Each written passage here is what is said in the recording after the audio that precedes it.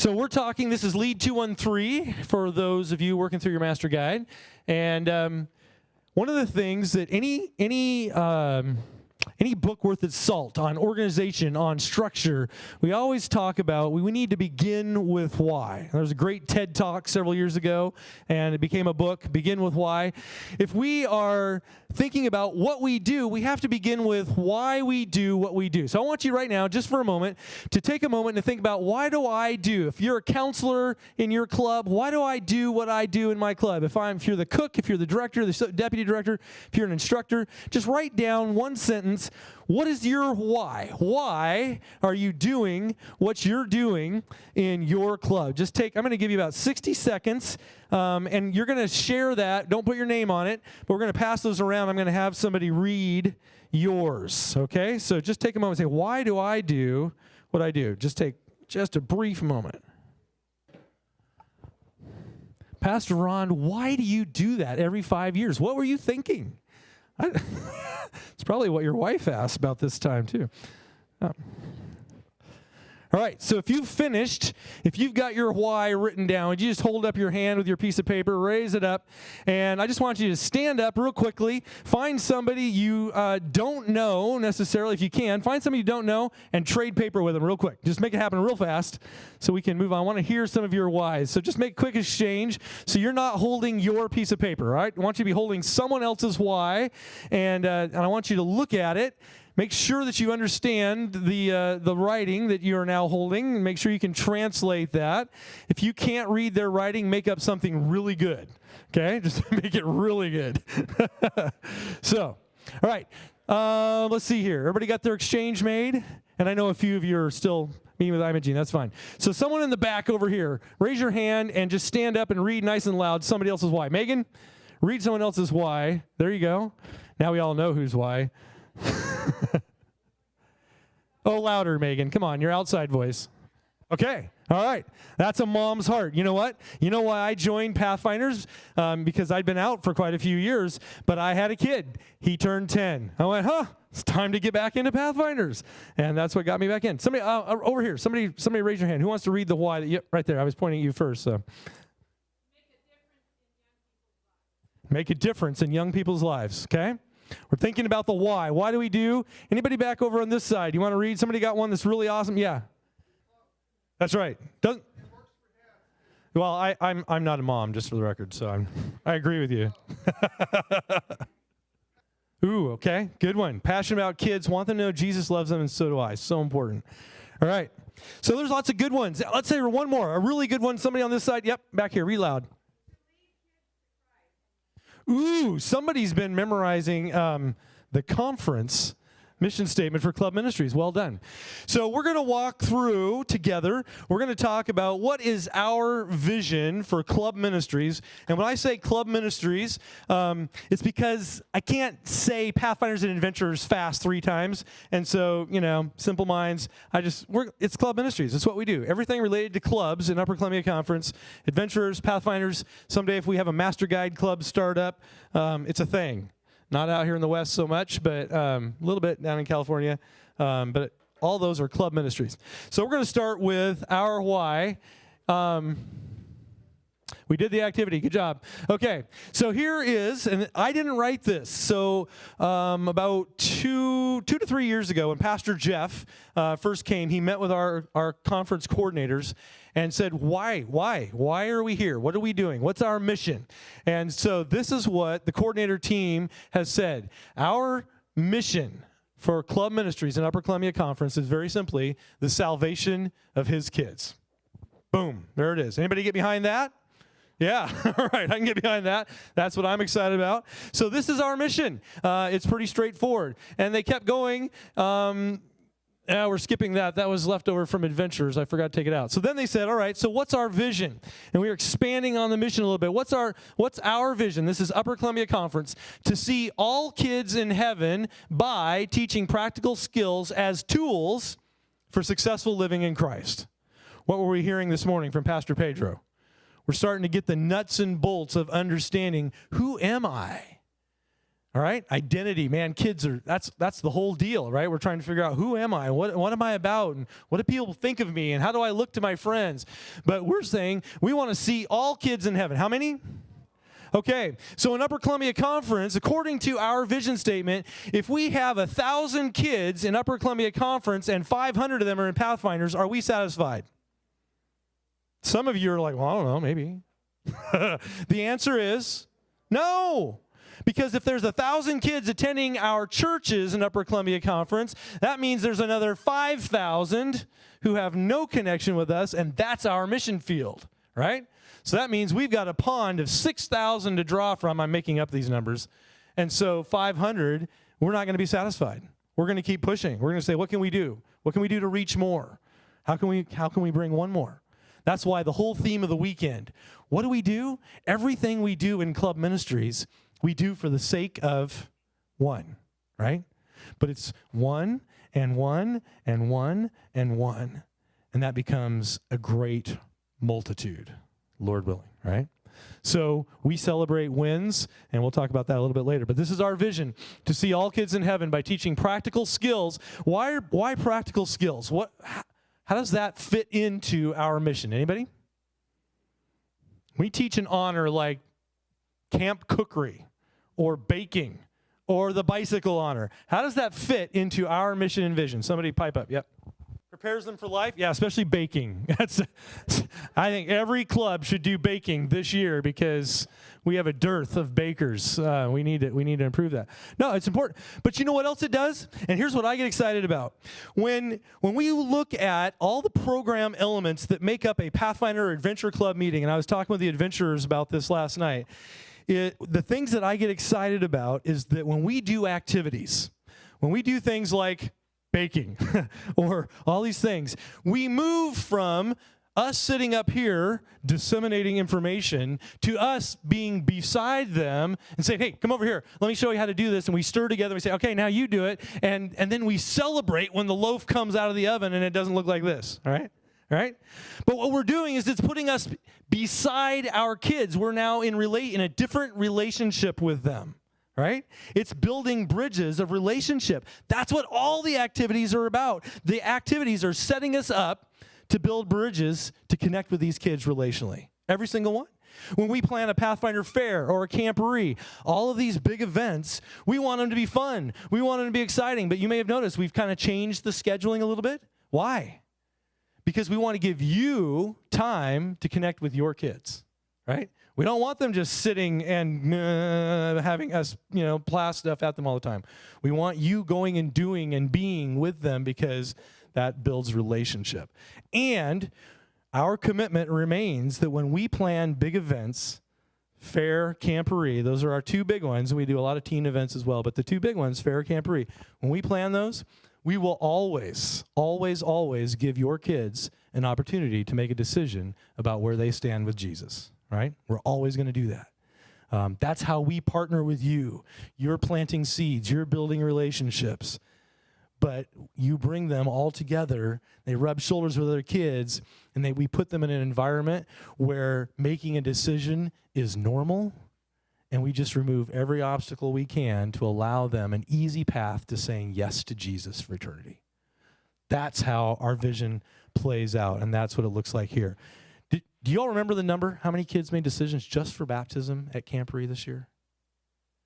117 kids made decisions for baptism, right? I will wager that if we combine all the evangelistic series that will be happening in our conference this year, they'll be doing good to make that number.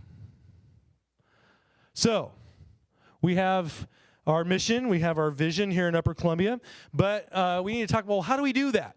And so at this point, this is probably not a final done forever list, but at this point, we have 4 things we say, this is how we achieve in Upper Columbia our mission and our vision. Number 1 is mentoring. What does mentoring mean? Somebody give me an idea. When you think of mentoring, what does that mean? Guiding, okay? Yeah. What else? Mentoring, what does it mean? Job shadow, exactly, yeah. Follow me, see what I do, then try doing what I do, and then I'm going to turn it over to you, right? You may notice we've got quite a few teens here this weekend. When I need something done, I look for a teen. I say, hey, you, I need this, and they're gone, right? And why am I doing that? Well, because they enjoy it, and I enjoy them, but they're learning what it takes to run this weekend, right? And slowly, we're handing the reins. Did I mention last night that in the last couple weeks, I've appointed 2 new coordinators to our coordinator team who are under the age of 25? I'm pretty excited about that, and I'm hoping to see that number grow. But we mentor. One of the things that sometimes can be scary with mentoring, I was with a bunch of coordinators from our union. This is our union coordinators team. I just started this job. I was like, 3 days on the job. It was a little longer than that, but felt like it. And we had a weekend union coordinators retreat. We do it every year now in March. It's really fun. And the theme was not mentoring, but mentoring kept coming up. And one of the gals who was there from a different conference, she came up to me on Sunday morning and she gave me this amazing gift. She didn't realize it. She gave me this incredible gift. She said, we've been talking about all this mentoring. She said, I realized I don't want to. And then, this is the big gift. Hear this carefully. She said, I don't want to, because if I mentor all some 20-something and teach them how to do what I do, and it's taking me years to learn how to do what I do, then what am I going to do? And I went, oh, that's it. That's it. So sometimes we don't want to mentor because if we teach someone younger how to do what we do, they might do it better, and then where would we be? What would we do? And that's a human fear, right?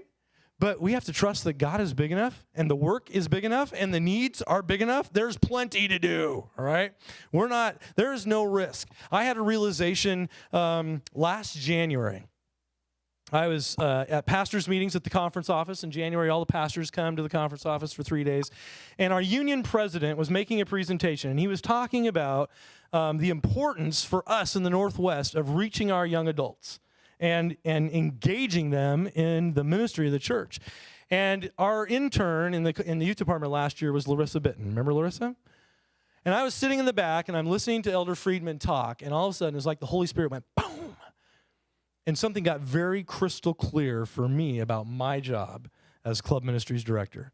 And I walked out of that room, and I just said, you know what?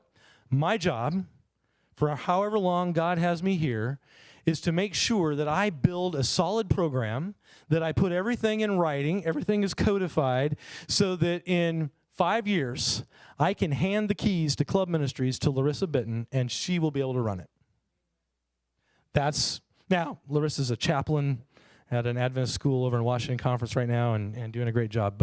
But for me, I know my job is not to keep doing my job for as long as I can. My job is to train the next generation to be able to do it and do it better than I can. And so I'm going to feel really successful if in however many years, whenever God calls me, someone half my age takes my role and blows it up. That will feel like a huge win to me. That's what we talk about when we talk about mentoring. We can do that in the club level. We can do that in the district level. We can do that in the conference level, and we're committed to it in the conference level. Modeling. How many of you have kids of your own? All right. How many of you realize that you can say anything you want, but what they're really tuned into is what you're doing? You can tell them all you want, but you know what's sticking is what you're modeling, right? I don't like that. I don't like that reality because I talk way better than I live. Something about this, anyway, it's a challenge, right? But I am so grateful for Pathfinder staff who love my son who's in Pathfinders. I have 2 that are adventure age and 1 that's Pathfinder age. I'm so grateful for them because I'm not perfect. I know it. He knows it. We all know it, right? But we're modeling. And there's a point, especially when they hit about where my son is, when they're ready to move into the teenage years, they're much less likely to listen to me and more likely to listen to all of you. And that's where we begin to model for one another. And I say, oh, God, thank you for people I trust who love my kids and who my kids love, because we need each other on this journey, especially when we hit this season that I'm about to step into where all of a sudden I become really stupid, at least as far as my kids are concerned. Modeling, super important. What does that mean? Last night as I was talking to the adventure staff, I said, when an adventurer looks at you and when they think of the face of Jesus, whose face do they see? They see yours, right? So Pathfinder staff, when a kid looks at you, if you're smiling, in that moment, they see Jesus as a smiling God. If you are frowning, if you get the little creasy brow like I do, then they can see Jesus as that angry, disappointed, frustrated God. That's what it means to model. They're watching every move we make. So one of the most important things you may do is to say, oh, I didn't do good right there. My wife's a therapist, right? I'm married to a counselor. I get free therapy every day of my life. It's wonderful. I'm such a better person. But one of the things she's taught me, and I've tested it with my own kids, is she said, you know what? We're going to make mistakes, but what's more important than whether or not you make a mistake, since we all will with our kids, what's more important is how we repair when the mistake is made. So I've gotten pretty good at saying, you know what? Daddy didn't do so great right there. And we can do that with our Pathfinders too. Sometimes we feel like if we admit a mistake, then we lose credibility. But the opposite is actually true. When we admit a mistake, especially to teen kids, they go, I don't hear very many adults admitting mistakes these days.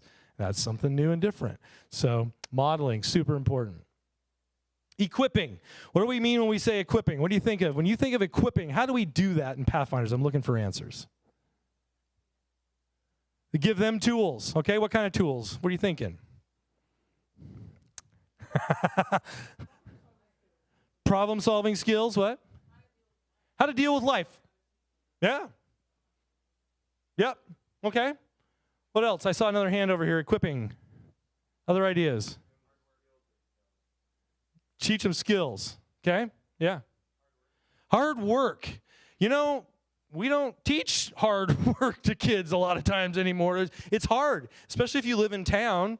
You're like, hey, what? What are you going to do? I don't know. Timmy, my wife and I were like, we live in the country, and we're like, we need a wood stove, partly because we like wood heat, but mainly because we want our kids to have to cut, split, carry, clean. There's a lot of hard work and chores that come with it. We want that for them. We just inherited a puppy completely by accident. It's another story. But one of the great benefits of a puppy is poop. Somebody's got to pick it up. And guess who? It's not me. Well, it is too much, more than I would like, but they're doing their part. So equipping. Sometimes when things go sideways, we get the best opportunities for equipping. So right now I'm working with a group of kids, and we're having an interesting dynamic where these kids, they're 7th and 8th graders. They're big. They're grown up. They're mature, and they know it. And what's frustrating to them is that the adults in their life don't recognize their maturity. And so they're starting to really grumble. In fact, my son, started a letter writing campaign to one particular adult to inform them that they were treating them younger than they truly are. And I'm thinking, oh man, that's my child. But it turned into a great equipping moment, because when we found out about it, I looked at my son the next morning at breakfast and said, hey, Mom told me a little something happened. And I said, so when you talk to this adult, what do you think the adult wants in this situation? And he looked at me and he said, they want us to line up in a straight line and walk quietly? I'm like, yeah, they do. But what do you think what are they really after? And this complete blank expression comes across his face. He's like, I have no idea what language you're speaking. I said, no, what do you think they actually want from you as a group? What are they trying to create? And so we got to have a conversation about curiosity. And I said, what would it be instead of sending a letter with your grievances, because that's what he called it, our grievances. I'm just telling you, this is fresh, guys. This is fresh from the Brower house. So I said, what if instead of writing a letter about your grievances, what if you went to this individual and said, what is it that you would like from us? And you begin to talk about how you guys could maybe change your behavior so that they would change their behavior so that you could have a different. I said, that's what we call negotiation, right? That's what it means to equip. We're giving them tools to do life. And those tools can be everything from how to hold an axe, which we have taught in our house because all 3 of my boys from age 6 to 12 own their own axe, and their mother thinks that I'm insane. But so far, no hands or fingers have been removed, so we're doing good. And finally, so we mentor, we model, we equip, and then we call. Why am I asking young people to step into roles that have been only filled by adults in this conference? Because I'm calling them to a lifetime of meaningful ministry, right? So what does that mean in your club? Does that mean if you're in an adventure club, you ask some of the older kids to start taking on some leadership roles in worship and activities and different things? You bet.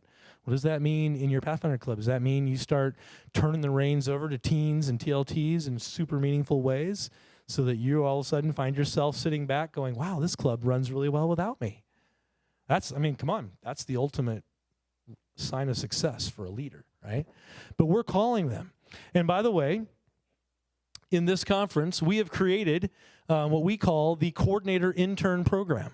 And so for those of you who are directors in your clubs, if you have a teen who has accomplished the classwork that is available to them in your club, and they are still, and we're talking people who are 18, probably 18 and up, but they're still here, they're still in Pathfinders, they still are saying, hey, give me more, what else can I do?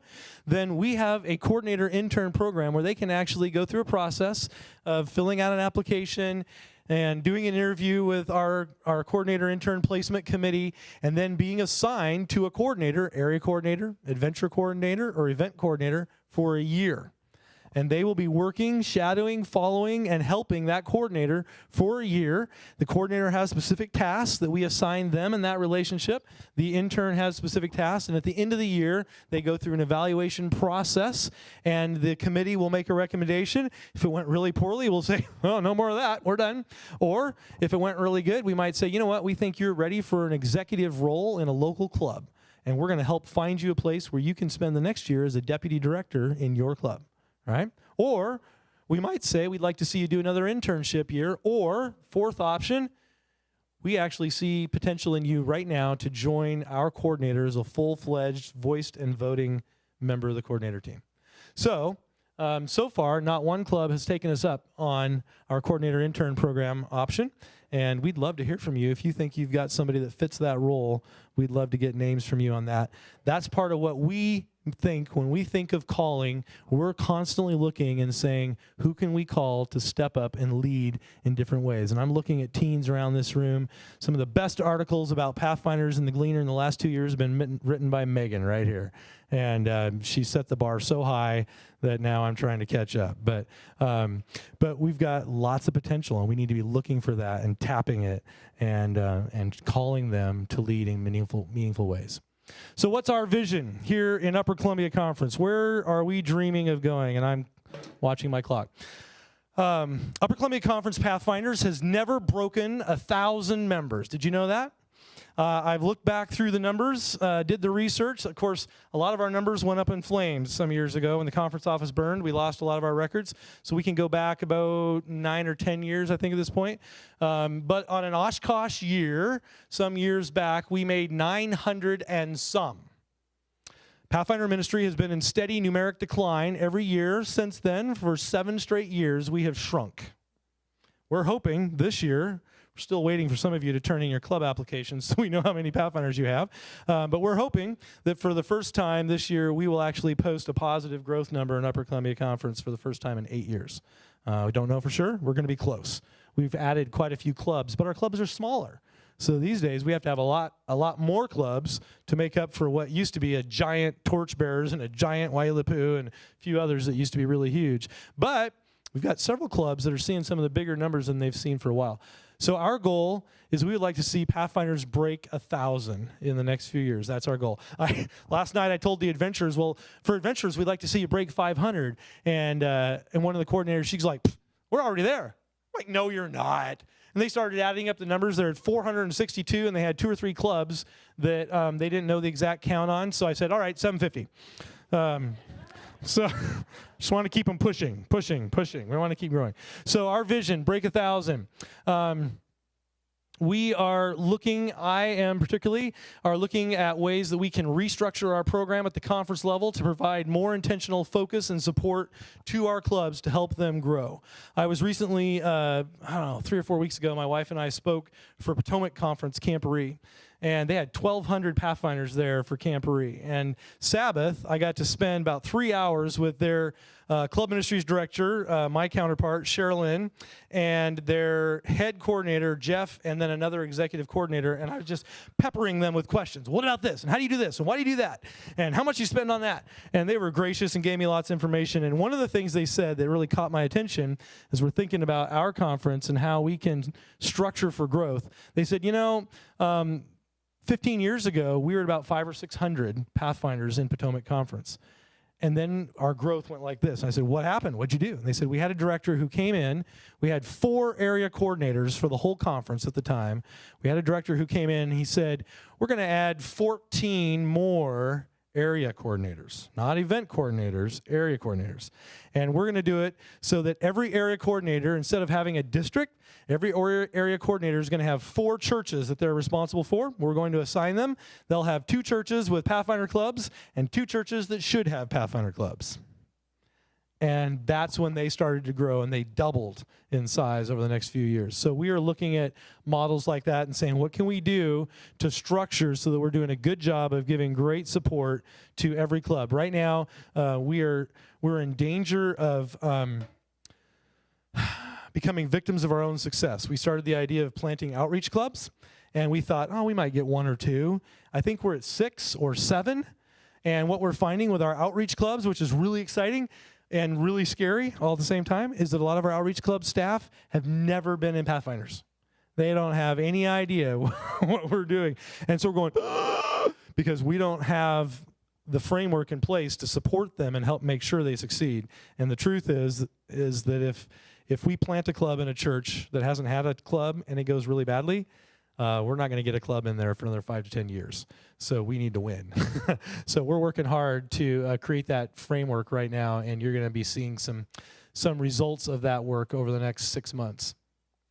You've already seen some of this, but part of our vision is to build a culture of Pathfinders that sees Pathfinders as a tool for reaching communities, right? When I grew up in Pathfinders, we reached our community. That meant that on Halloween, instead of collecting candy, we collected cans. And I loved it as a Pathfinder, right? But I'm actually thinking, I think that's great. And I don't want to stop doing that, but I'm thinking of more. I was up in Wenatchee on Wednesday night. Wednesday night? Yep, Wednesday night. And the Wenatchee Pathfinders, on Halloween, they invited the community to come to their church, and they had a Reformation-era play and games and activities and snacks. And they didn't have a ton of kids, but it was they were in costume. I've got pictures I can show you. I took pictures, and it was great. What can we do to reach our community? We revamped the fair last year and said, let's make our fair, the focus of the fair, outreach. How many of you were there for that? There was some chaos involved, right? It was our first time, and we learned a lot. But everybody got out and did something that made a difference for the kingdom in the community. Do you know how much 700 Pathfinders can accomplish in 90 minutes when you turn them loose on the streets, right?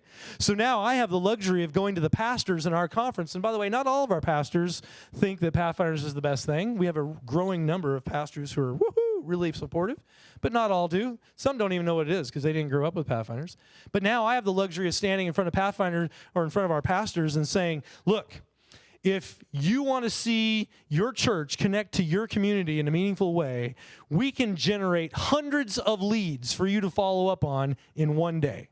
It would take that congregation weeks, if not years, to do the same work Pathfinders can do in a Sabbath afternoon. So the Pathfinder Fair is going to start moving around the conference. The conference has some initiatives that they're starting because of our new president, which are exciting. And so the conference office staff is going to be partnering with churches and districts and doing evangelism on a twice-a-year basis. And so I'm trying to say we're going to take the Pathfinder Fair to a community that has an evangelistic series coming a year later. And we're going to go in as the ground and the initial assault troops. We're sending Teen Mission Adventure ahead of us. And so we're going to go build a lot of goodwill in that community with Teen Mission Adventure. We're going to follow it up a month or two later with Pathfinder Fair, knocking on doors, getting interest. And we're going to give those churches a huge boost in the arm that they could never get on their own by going in. And then a year later, we'll follow up with reaping. So we are positioning Pathfinders and creating a culture in Pathfinders that says we're about mission here. Yeah. Or if you're on your list, all right. I don't make the list of where the conference is focusing, but I would love to come down to your area because I love your area. We might end up more in Lewiston area and then spread out on Sabbath and hit some of the smaller communities in that area too as well. So those are kind of the 4 things. When we think about our vision, we want to see it break 1,000, restructure to give better support to grow clubs and support new clubs, and then building a culture that sees Pathfinders as tool for outreach. Yeah, Tracy. I found out that in our town of Pendleton, once a year, a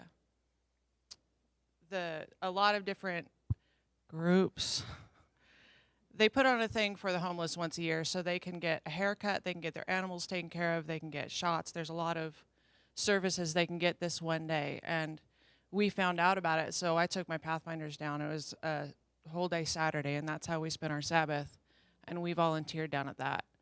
So there's probably things you can look for in your community that are going on that you can get the kids involved in. You know, when I was a kid in Pathfinders, I started Pathfinders in Oregon Conference, and then came up here to Upper Columbia. But back in those days, if there was a parade in town, the Pathfinders were in it, right? We can do this. I mean, come on. The Boy Scouts, they didn't march very good back then. They march worse now. So we need some people, some kids that know how to march and know how to carry the flag with pride. We need to, we need to be in the Lilac Parade. You know, last year we were having our own parade in Fairfield, and the Lilac Parade was happening in Spokane, which is where most of the people in Fairfield were, because their high school band was marching in the Lilac Parade in Spokane. But so we need to be looking for those opportunities, whatever it is, to be a presence. We have lots of counsel from Ellen White that we need to look for ways to join our community. We're not always to be asking them to come to us. Why would they do that if we never come to them and we're not part of them? I live out on the Palouse, not far from our academy, and it's interesting to get to know these people. They all know each other, right? Because they're all been farming out there together and stuff. And one of our neighbors said something really interesting to me. They said, you know, we know that you Adventists have your own community. Ooh. And what that meant is you're not part of ours, right? And they're right. And it's tough because the stuff they do that builds community, they do it on Sabbath. And so our family, we're saying, all right, where are the ones that we can join? You know, how can we come and be a part of in a way that fits our understanding of what Jesus would do on Sabbath? But we have to find ways to connect with our neighbors, and Pathfinders gives us lots of great vehicles. There's so much need. I know one club that actually took an evening and just during club time, they're in a small community in our conference here, and they said, you know what, gave every group of kids by units or however they divided them, they gave them a notepad, and they said, we want you to, and they gave them maps, and they divided up this small rural community. They said, we want to walk the entire community tonight, and we want you to just walk by every house and take note of what you see that might be the needs of that house. Write down the address, needs paint, needs mowing, needs weeding, needs leaves raked. And they went through and did that. And then a few weeks later, guess what? They were splitting firewood. They were raking leaves and making a difference in that community. There's so many things we can do. And one of the things in our area that's a big deal, and some of our communities, like Spokane, is starting to get behind some of these things. Spokane, I think it's Spokane County, doesn't matter. They are planning a preparedness fair. How do we prepare for disaster, you know, in case of an earthquake or epidemic or whatever it might be? How do we prepare? And they're asking for people to come and have booths, right? Well, Pathfinders, we have a lot of ADRA buckets. You know those buckets I ordered that didn't come for the fair? I got them. 500 of them. I sent half of them to Oregon Conference, so I've only got 250 or so. But if you want to take a bunch of buckets and set up a preparedness fair in your community or just have a booth at a community event and say, you know what, we're going to find people who contribute money and we're going to help every family that wants to pack a 72-hour kit in a 5-gallon bucket. And you just have the booth and you have all the supplies and they come and pack them up. And when they're done, you hand them the bucket and say, thanks for stopping by. And somewhere in there, you've dropped some way for them to contact you. You're giving them something that matters to them, right?